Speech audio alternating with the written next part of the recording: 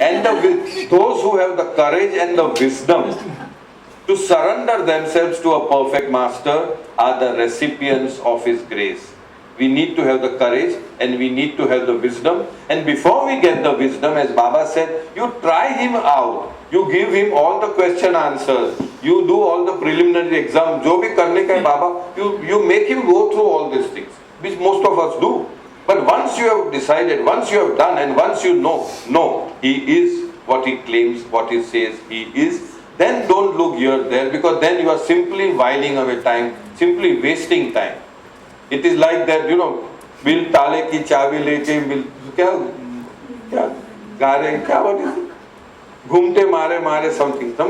When chavi is there, the chavi is given. Victoria number something.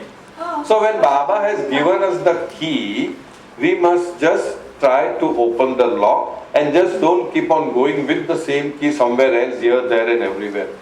So here Baba says the grace of the Master does come to those who deserve it.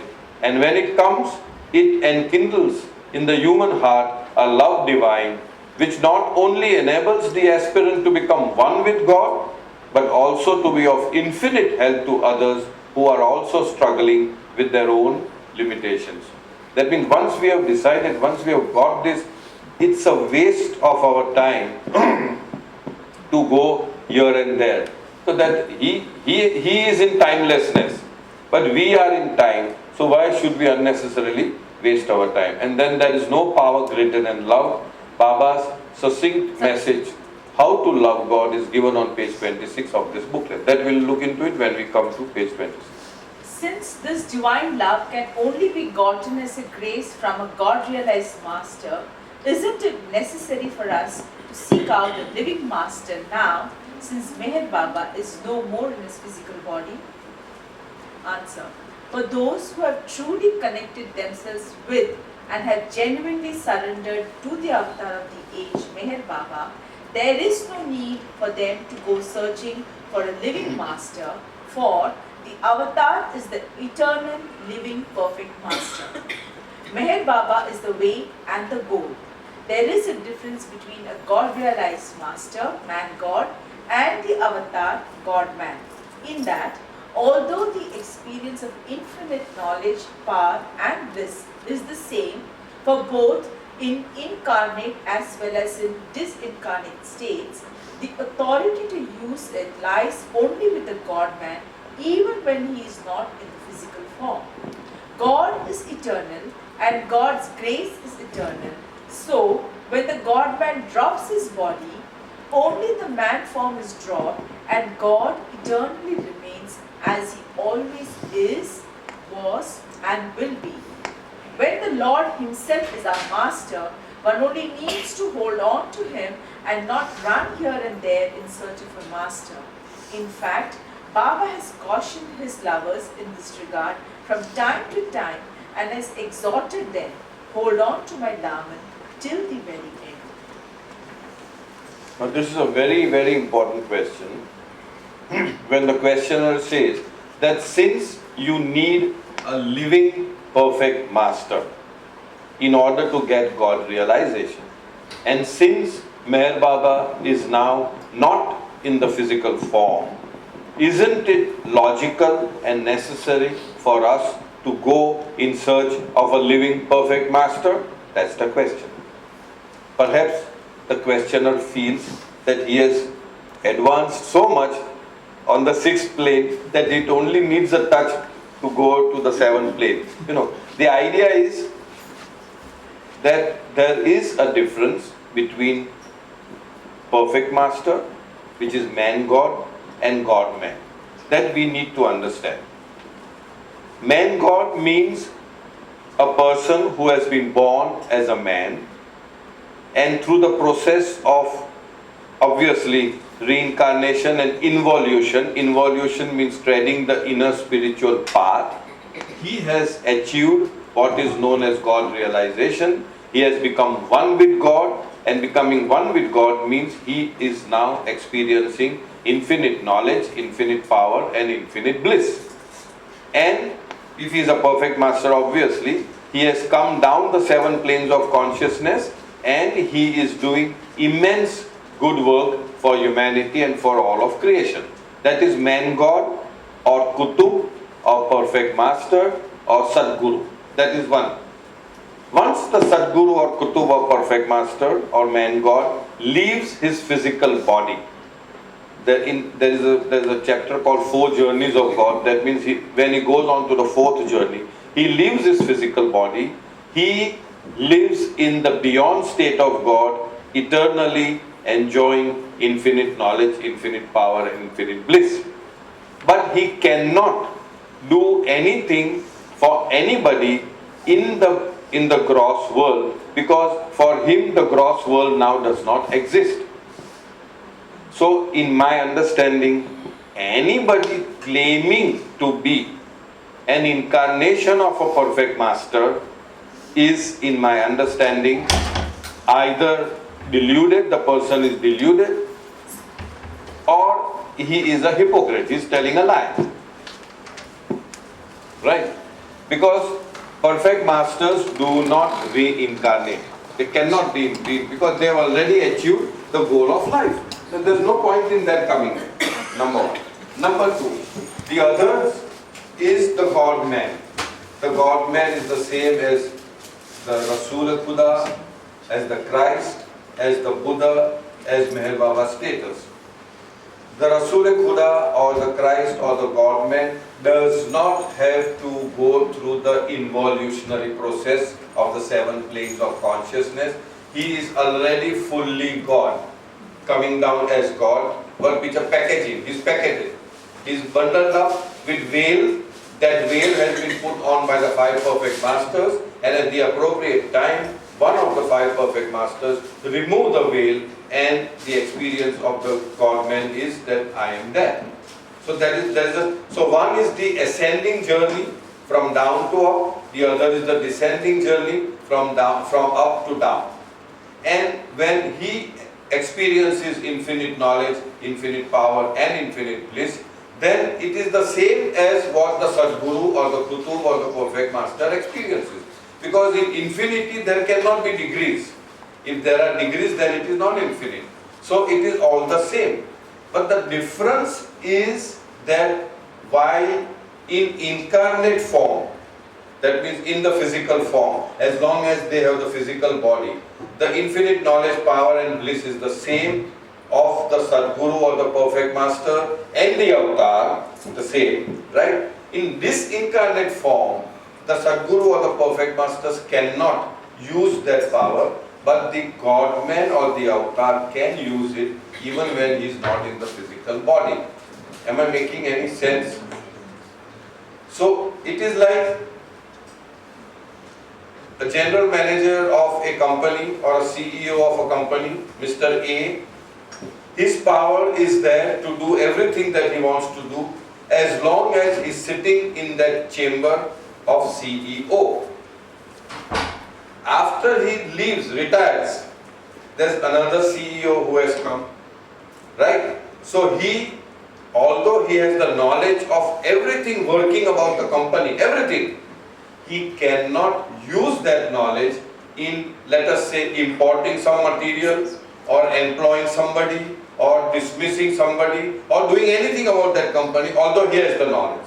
Am I making sense?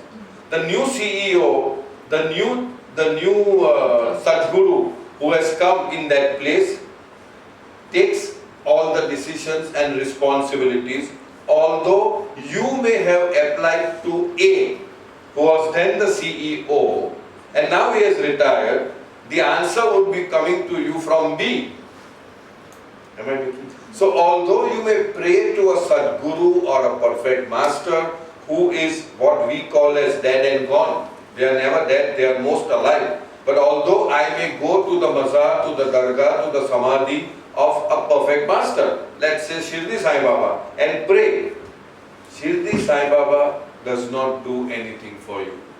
Because he is no more in the physical form, he has already gone to the beyond state of God, but depending upon your faith in the master and your connection with the master, you will get the benefit. But the benefit will be only material in nature. as they say, bhautik, nothing to do with adhyatmic or spiritual. That means if I am on the second plane or third plane of consciousness, which I am not, but supposing I am, he cannot push me on to the fourth or fifth, or he cannot guide me. But the existing perfect masters of the time may take upon themselves the onus and the responsibility, because I am so sincere that I may feel that it is Sai Baba helping me, but it is some other Baba who is helping me. Some other Baba means Baba is a very common word, that's why I am saying. So what we need to understand is that there is a distinction, there is a distinct difference between the God-man and the man-God. And therefore, the questioner is asking, now that the God-man is not there, what do I do? Do I go hunting for a man-God? No, there is no need for you to go, because once you are connected with the God-man, you are forever connected with the God-man.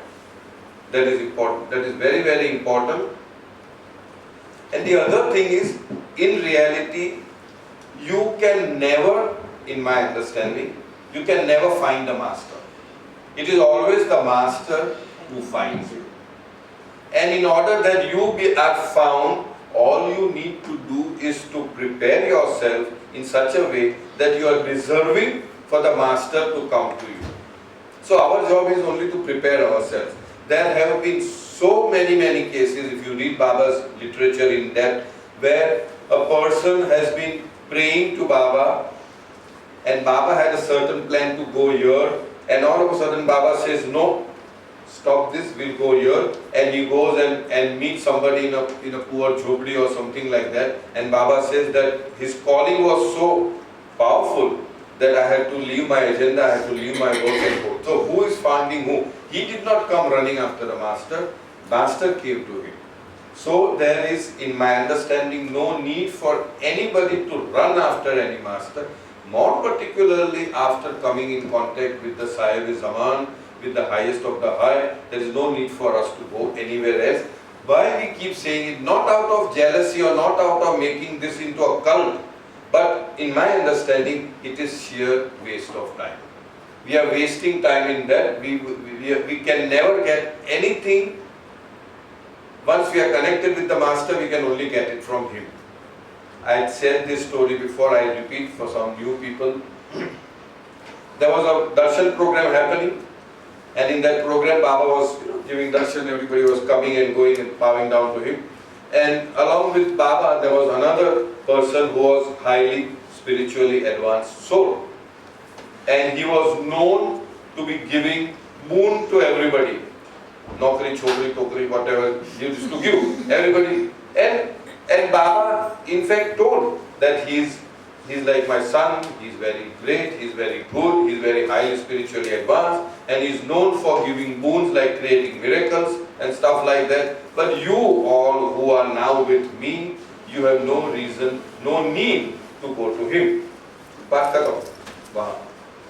But mind being mind, one of the persons, he went and sought some boon from him, from the person.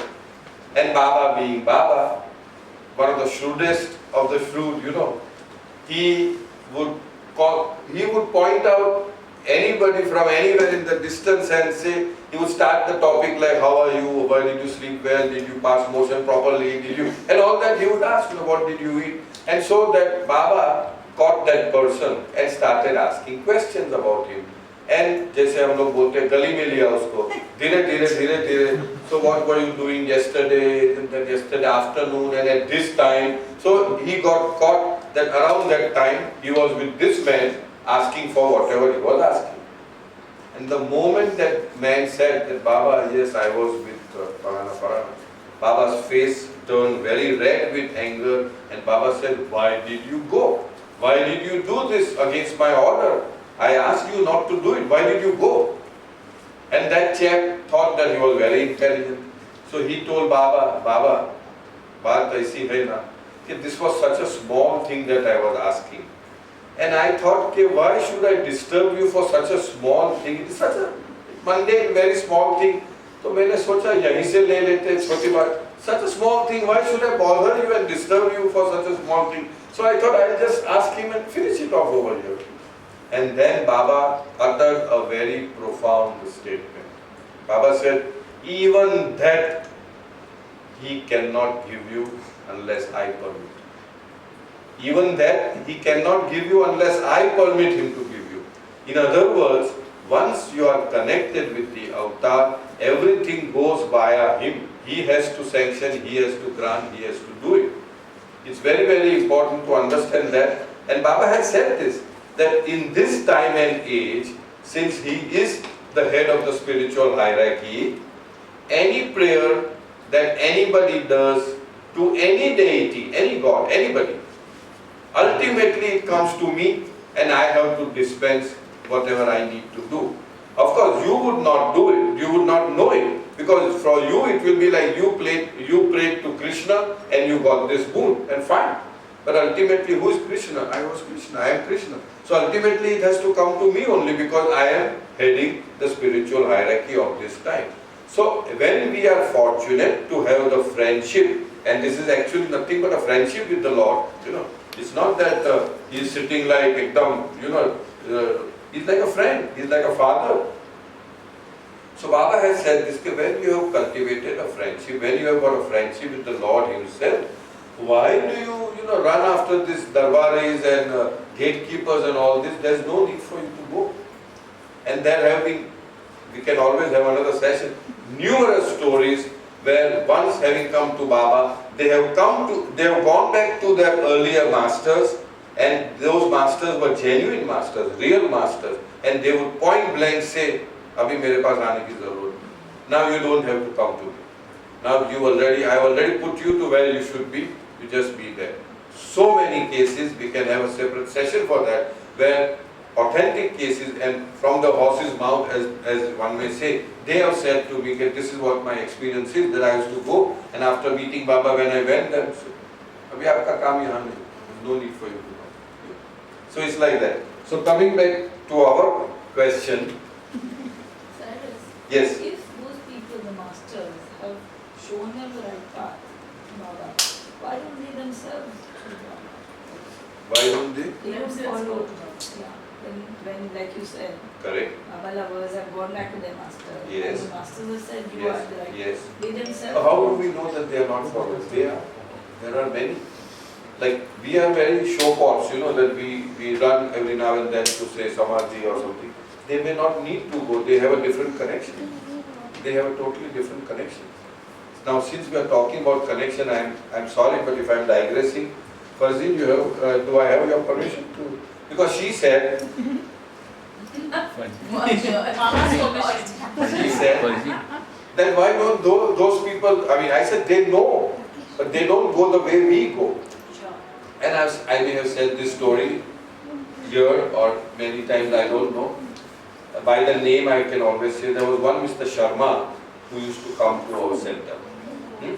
And he narrated this story that he was a follower of a Sufi Baba who used to live in Kashmir, and every winter when it is ekdam baraf thanda, at that time he would come, the Sufi master would come, he was known as Sufi Baba only, he would come to New Delhi and he would stay around Jummah Masjid, and then all the followers would go and he would stay there for a month or two or whatever it is, and as it becomes a little warmish, he would again go back to Kashmir and stay somewhere deep into the Kashmir valley. And this used to happen. And Sharmaji was working in Delhi. And in Delhi where he was working, he had a co-worker, you can say, who was deeply into Baba, madly into Baba, to a point where whole day he would only talk about Baba. And every time he would tell Sharmaji, कि आप समाधि पे चलिए, come once to Samadhi. And so Sharmaji was so fed up. So out of this fed upness, he said, चलो बाबा, एक time में जाके आता हूँ. But आप don't expect me to bow down and they चलो picnic के तौर पे हम जाके आते हैं. So that was the arrangement made, and Sharmaji goes and bows down to Baba Samadhi in a very casual way, without any feeling, no emotion, no crying, no weeping, nobody appearing, nothing. Just goes. And in that period, Sharmaji also got a promotion, and he was transferred into what is known as, what is it called, North Block in Delhi, where it's supposed to be a very high power office. He was on a very high commissioner's post. Now, during that winter, when that Sufi Baba comes down to Jama Masjid, he also goes, because he was an ardent follower. And the moment Sufi Baba saw him, he said, "आप तो बहुत बड़ी जगह से होके आए हो, जगह पे होके आए हो." Means you have gone to a very high place, you know. Now Sharmaji interpreted this as he is meaning about the North Block. कि आप बड़ी जगह पे जाके आए। तो हाँ, आपकी कृपा से हमें प्रमोशन मिल गया और हम यहाँ पे गए और मैं उसकी बात नहीं करता। आप बहुत बड़ी दरबार में होके आए हो, बहुत बड़ी दरबार से होके आए हो। And then he realized that maybe he is meaning that I have been to Baba's Samadhi. And Sharmaji, these are his words, I wanted to play down on that place. हाँ, एक छोटी सी जगह है महाराष्ट्र में, वो अहमदनगर करके जगह है, वहाँ एक छोटा विलेज है आरंगाव करके, वहाँ समाधि है, तो मैं उसी की बात करता हूँ। That Sufi Baba said, मैं उसी की बात करता हूँ। पर वहाँ बात खत्म हो गई, and then he bowed down and he came. And after that, Sharmaji also felt कि Sufi Baba knows about बहुत बड़ी दरगाह से, बहुत बड़ी दरबार से आए हो, तो कुछ तो होगा. So he kept on going a little more often, but no, not much of a ये गए. In between that period, you know, Sharmaji was in some turmoil, some financial difficulty, or some difficulty he was into, and obviously he prayed to Sufi Baba, and the problem got solved. So next year when Sufi Baba comes down, you know, he again goes to Sufi Baba and says, you know, that आपकी कृपा से हमारा एक बहुत बड़ा problem था, वो ये हो गया. And Sharmaji says that Sufi Baba's face turned red and his voice changed, and he said, you know, मैंने आपके लिए कुछ नहीं किया, ये सब कुछ किया मेहर बाबा ने किया, ऐसे करके. And he was shocked that he knows the name मेहर बाबा. तो बोलता, आप मेहर बाबा को जानते हो? आप कहीं कभी गए हो वहां पे? गया नहीं हूं, लेकिन मैं उनको रूहानी तौर पे पहचानता हूं. रूहानी तौर पे means at the spiritual level, at the different level, at the spirit level, at that level I know him. उनको रूहानी तौर पे पहचानता हूं. So what I was saying is, these masters know Meher Baba's existence, उसकी हसीयत, उसका stature, but they need not run the way we run. And this is just one. There are many stories where people have come to Baba, and then when they have gone back to their master, they have directly or indirectly said, now there is no need for you to do. My mother's story is also the same. Please say. She had a, Say loudly. You want this? No. She had a guru in Ujjain where her family used to go before her father's side of the family. Okay. After marriage, now I don't know whether she'd already had Baba's darshan or no, but after marriage when she went with my father. And so when she went to the guru, he said, "Bhai, ab aap yahan mat aana." So she felt very bad and she thought maybe she's done a mistake. So she was crying. And then my father was with her, so he called him and he asked him about Baba. Everything, ki kaise hai, kya hai, you know, and all the details he took of Baba, and that's it. And then of course after that mother came to have Baba's darshan, and it was all, you know, later on she realized that if he did not do it, then there was no way she would have disconnected from him. Correct. And come here. So those who are genuine masters, real masters, know the stature of Meher Baba, know how much greater he is than they are, and they would actually encourage and push you to that master. Cyrus, Django also in the plane he had met Ravi Shankar. And sitting next to him, so just talking, then he asked Ravi, he said, why don't you come to the art of living, do this and all. So Django said, no, I am a believer of Meher Baba. Oh, you believe the source? Oh. See, yeah, so that means they all know, but Like that, as you say. So he said, no Just need to remember. come to me then. Just remember. Fantastic. I didn't know this. Yeah. But there was another, I think it was Sam Patel who said, that same thing, Ravi Shankar, Shri Ravi Shankar only, yeah. when he spoke about Meher Baba, then he said, Beta, he is love. Mm-hmm. He is love. That's so they know. Even among the Parsis, Dasturji Dabu was supposedly the head of the priest at one time. Of course, he is no more. And in an interview with Naushirwan Ansar, when Naushirwan said that I am with Meher Baba and he is the highest and he is the same as Zoroaster, and Dabu said, I know. Yes, I know, but I cannot reveal it to everybody because he was the head, because Meher Baba was not in favor of any rites, rituals and ceremonies.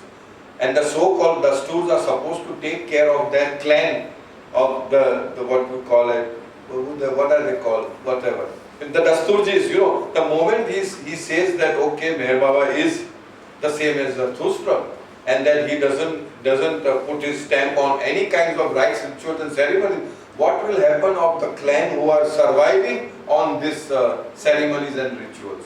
It has come, the interview has come in one of the Globe magazines, where he says, yes, I know. Ahmednagar में दस्तूरजी भी तो आवे ज करेगा.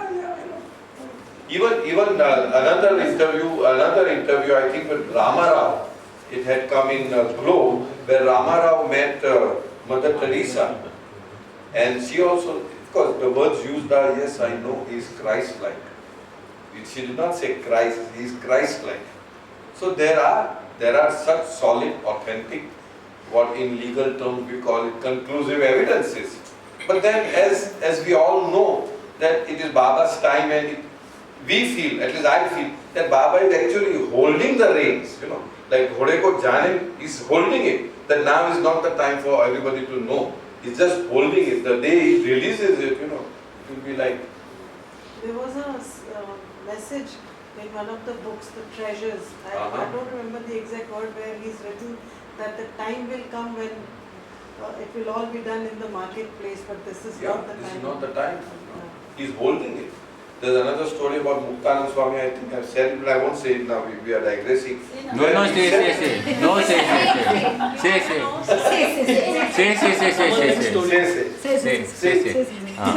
Say. How happy she is. Okay. So you say this story. You say it because you are saying it in a more refined way. You need this. Susie Bitu. You need this. Whether you have seen Susie, where is Susie Bitu? Everybody Susie Bitu shared Dil this. bole boom boom ka wife. Yeah. Bitu's wife. क्या तुमने कहा है? She shared this story with us that she was with her friend and she was invited after the stay at those days at MTC. She was invited to go to Bombay. She was to fly back to London. So a few days before she would fly back, her friend said that we can. There was this actor called Rajendra Kumar who used to visit Muktanand Swami.